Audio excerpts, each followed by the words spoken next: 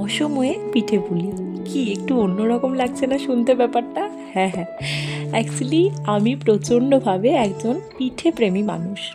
তাই আমি যখন বাড়িতে এলাম আমি আমার মাকে বললাম, মা আমার না খুব পিঠে খেতে ইচ্ছা করছে, তুমি কি একটু বানিয়ে দেবে আমার জন্য?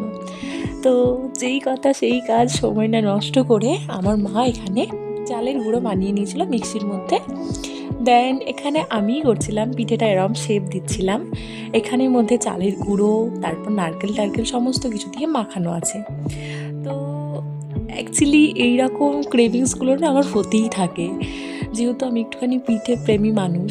তো আমার মতো কারা কারা এরকম করো যে উইন্টার সামার যে কোনো সিজন হোক না কেন, তোমরা এরকমভাবে বাড়ির মধ্যে পিঠে বানিয়ে খেয়ে ফেলো?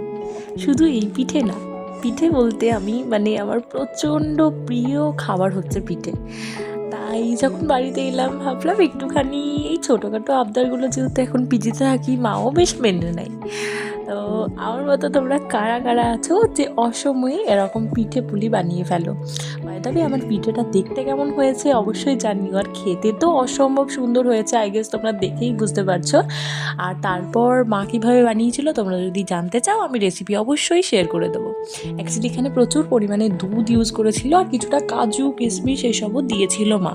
আর খেতে জাস্ট দুর্দান্ত। আমার তো মনে হয় পিঠে খাওয়ার জন্য একটু কষ্ট করাই যেতে পারে। তোমাদের কী মত তা অবশ্যই কমেন্টে জানিও।